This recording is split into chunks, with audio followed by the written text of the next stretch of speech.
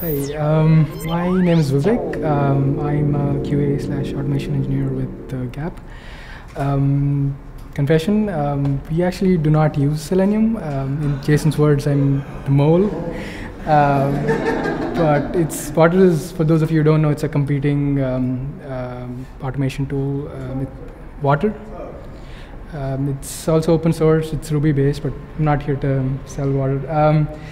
The question I wanted to, in my lightning talk, John suggested that I turn it into a talk, but originally what I wanted to do was actually pose a question to the floor.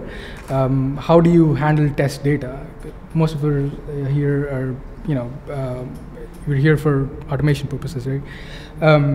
But in the interest of keeping with the spirit of the agenda, I wanted to give a little bit of information about how we handle test data. So we have a framework that is Water and RSpec based. It's a homegrown framework called Taza. The way we handle test data is we used fixtures. For those of you who don't know, they're essentially YAML files. You have, let's say, you need different kinds of credit cards. You name a file called creditcards.yaml and Visa : credit card name : whatever. The problem we have with that is there's things that we like with it and there's things that we don't.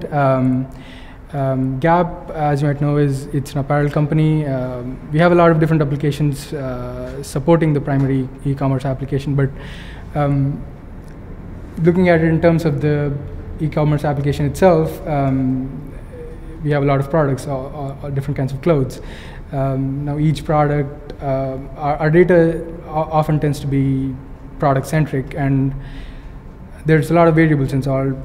Even if fixtures tend to be very static. You save a certain product that you want to use in a test, but the pricing info can change or the inventory can change, and you might want to test in a different environment and things of that nature. So those are some of the challenges that we face with the way we handle test data. I just wanted to, I know there are some companies that use factories, and there's others that have interfaces to query the DB directly. So either right now or later, I'm sitting right there. I'd like to hear thoughts on how you handle test data, if it works for you, if it doesn't, what are the problems you're facing with it, and so forth. I have three answers: CouchDB and CouchDB and then CouchDB. So everything needs to go into CouchDB because it's the only reasonable way to actually manage all this information and actually index it in any meaningful way. For many, many years now, all of the Firefox data, the most that we've done with test data is basically say, did all of the tests pass or did one of them fail?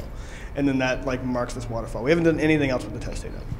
So one of the things that we've been doing lately is actually parsing all of that out into a huge JSON document that has all the information about the run, and then also all the information about every individual test failure. And then in CouchDB, you can write MapReduce functions to basically say okay, I'm going to index this over just every product, or I'm going to index it over every product in OS, or I'm going to index every individual test. And also, we're hitting interfaces. So when we submit the data, we actually do a bunch of queries on the data and create another document about any failures in it. This gives us information that's really, really useful in the mobile stuff, like, is this test failure new? The last time that this test ran on this OS, did it pass? That's actually very useful because there's so many failures on mobile that we can't track them all. So we really only want to know if they're new failures at this point. So please use it on Mamo, everybody. It's an awesome browser, but there's some bugs. So I mean, yeah, the best thing you can do is getting into JSON is not simple. It's pretty simple, right? Wherever your test data is, whatever kind of log file you have it in, you can get it into JSON and stick it into a document and just shove it into CouchDB. And then the great thing about that is that all of your data is going in there every day, and then you can worry about what you're going to index later. You can write more and more MapReduces on it as the data grows and as you want to understand more about the data. And if the parameters change, if you add new boxes, if you add new test types, completely new test formats, that's not a problem because the data is unstructured. So I have an approach I don't recommend. When I first set up a big Selenium installation, we had everything in fixtures. And I integrated it with the standard sort of test runners in Rails so that it basically did the dump of the database every time and reloaded it between every Selenium test, which was a good idea in theory, but it made the tests run like, obviously like 3 or 4 times as long as they would have otherwise. So this is a problem that I think we didn't actually really solve ever. Basically what we did was we decided to just run the tests twice a day on 12-hour intervals instead of running them with every check-in, which is a suboptimal solution. But one of the things that we thought about was just, so we had a lot of data that had to be imported with the fixtures. That was the problem, because we were testing reports. Reports had a lot of like collation of numeric data.